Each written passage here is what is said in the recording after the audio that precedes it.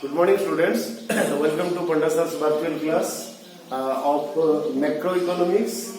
And today we will continue to discuss the national income accounting.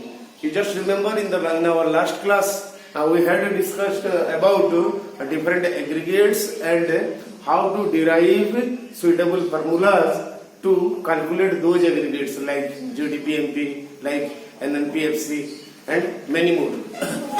So today we will continue with that discussion, and today we will discuss particular points like what is nominal GDP, what is real GDP, what is GDP deflator, what is how human welfare is related to GDP, and division of different sectors. So starting the discussion from the beginning, what is nominal GDP and how it is different from real GDP.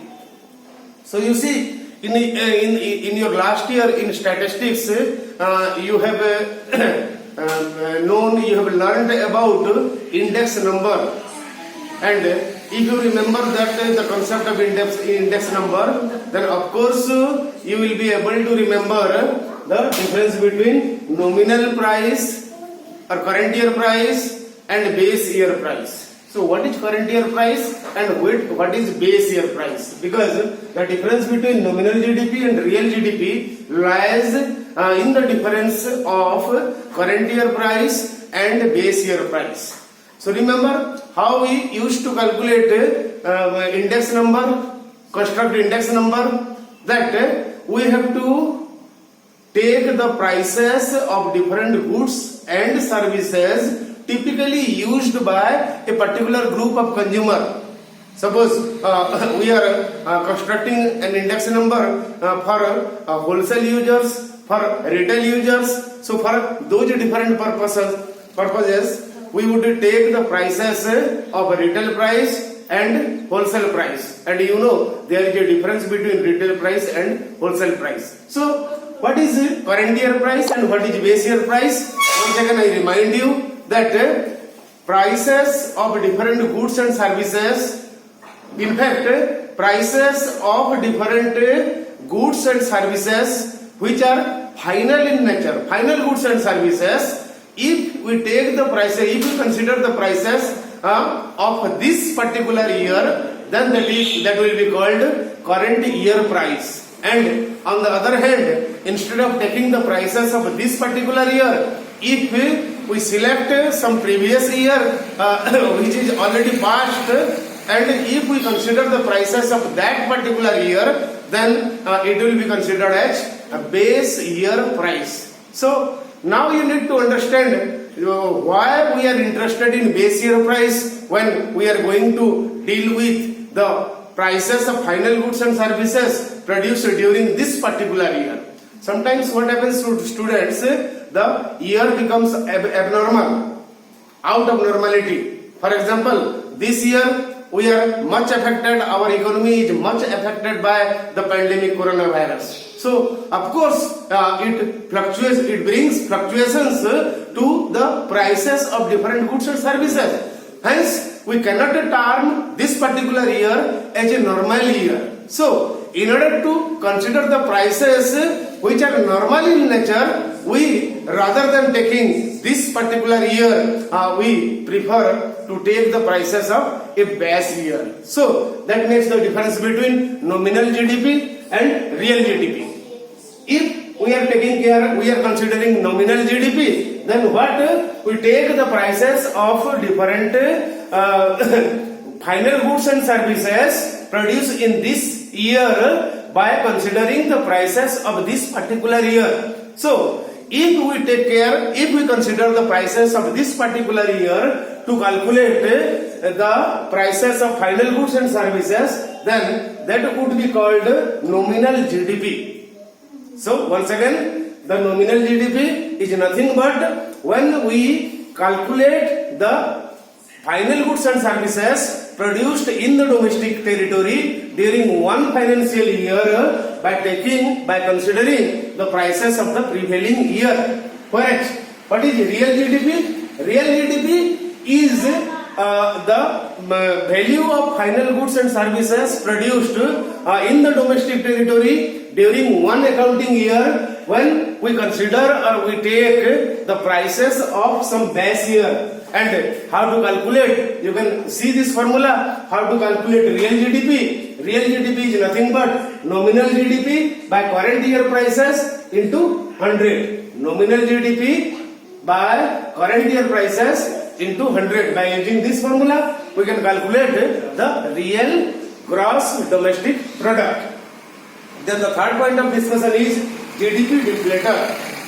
So we need to understand what is GDP deflator and why at all it is important to understand the concept of GDP deflator. Actually, in the definition you can see it is nothing but the average level of prices in an year.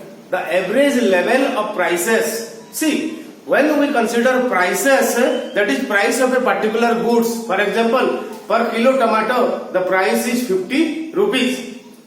It is a micro concept. Whereas when we are talking about price level or general price level, that's a macro concept. And here we are not talking about the particular price of a particular good, rather than we are talking about the general price level prevailing during the year. Thus, GDP deflator is the average level of prices in an year.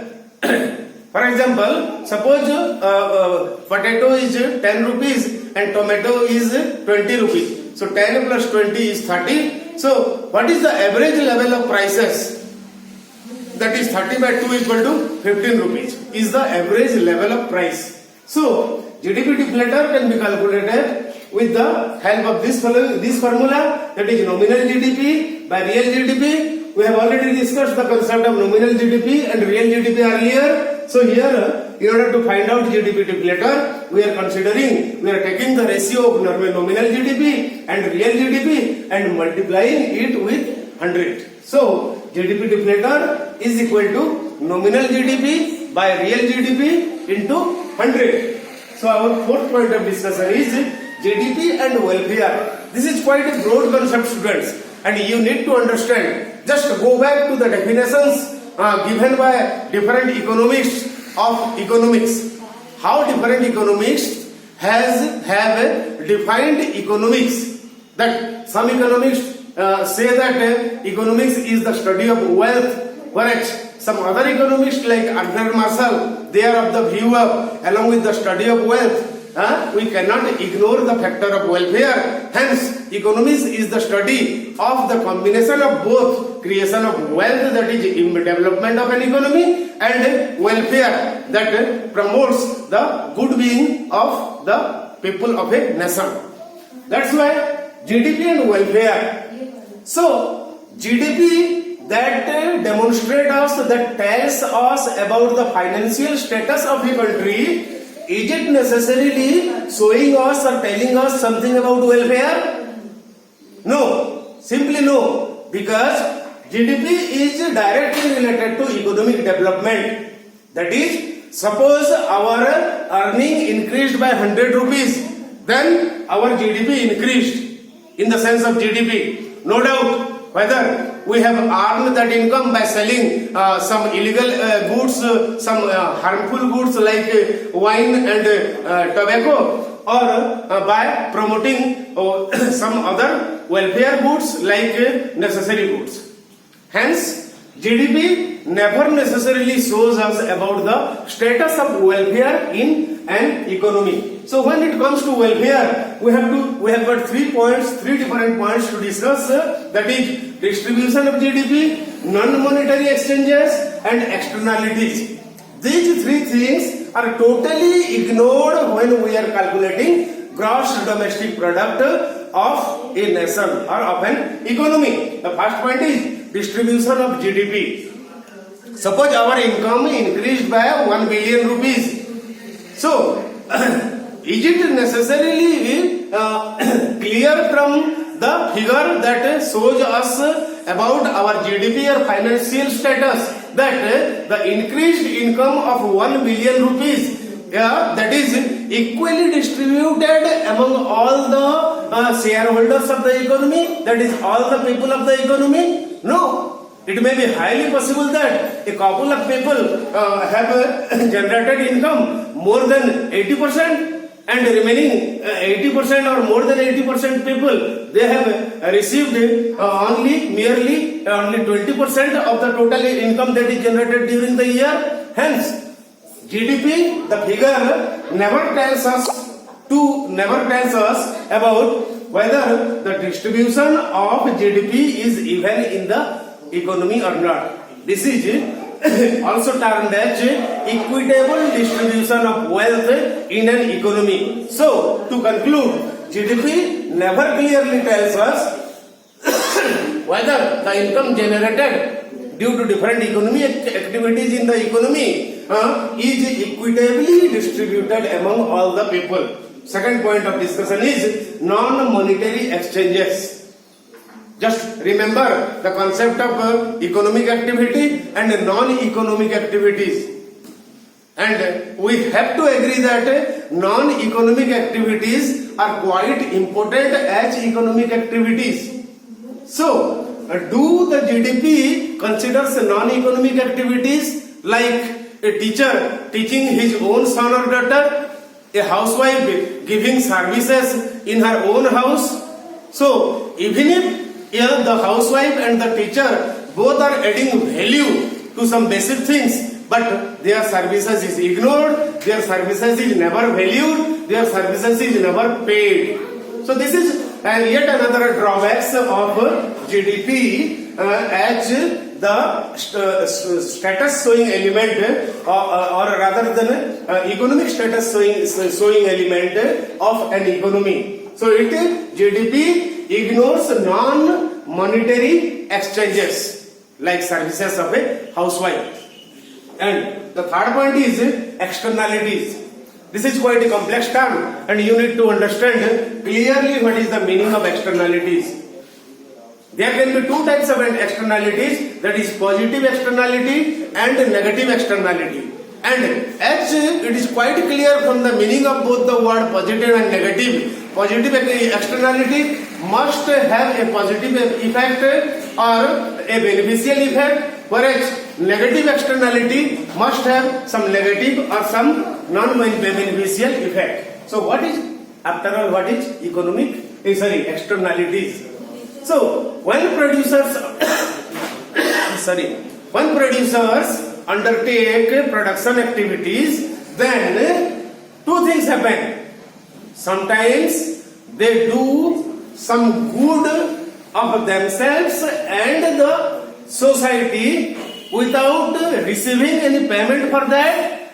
And on the other hand, sometimes when producers produce or extend their level of production, sometimes they put harm to themselves and the society without receiving any payment for that. Once again I repeat, sometimes when producer expand the level of production, sometimes they do something good for the society, which is termed as positive externality, and in fact the producer never receives any payment in return of that good thing. And on the other hand, sometimes a producer do some harm to the society, and in fact he is not going to pay anything to the society for doing that harm.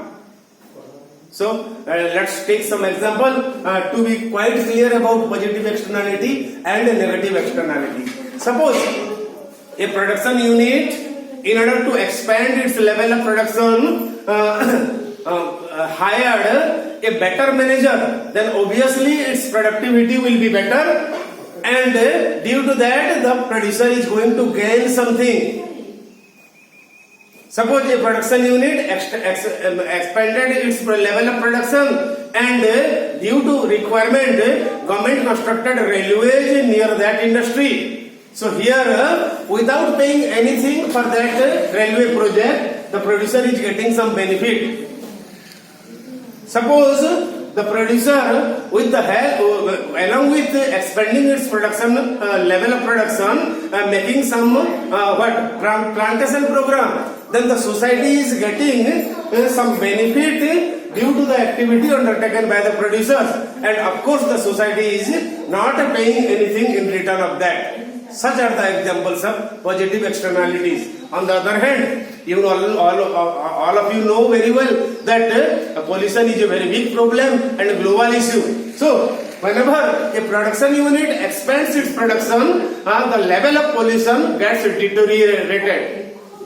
It put harm to the level of pollution. So here, not only the producer himself, but the entire society is suffering due to that increased level of pollution. And do you think the producer is paying anything for that? Never. So this is a case of negative externalities, where due to an expansion of the production level, the producer is causing harm to the society and paying nothing for that. So our last point of discussion is distribution of sectors, and you are quite acquainted with these distribution in your class 10th and 9th economics. Once again I remind you, the entire sector that present in an economy can be divided into three groups, that is primary sector, that is secondary sector, and tertiary sector. So production activity in the primary sector means suppose fishing, suppose doing agricultural activities, suppose extracting minerals from the mines. Here the producer is not adding any value to it, and all these activities belong to primary sector. Next, when after getting raw materials, so the producer is adding something to improvise the quality or the one satisfying power of the goods that he is producing, it belongs to secondary sector. It is also known as the industrial sector, where the value is added and a better product is produced. And thirdly, the primary sector and the secondary sector needs the services of the tertiary sector. It is also called service sector, like banking, like transport. Here they are not adding any value, but due to their operation, due to their activity, the secondary sector and primary sector can do their economic activities quite smoothly. So this is all about today's discussion, and tomorrow we will continue further the different methods of calculating national income, like the total output method, like the income method, and like the expenditure method. Thank you and have a nice day.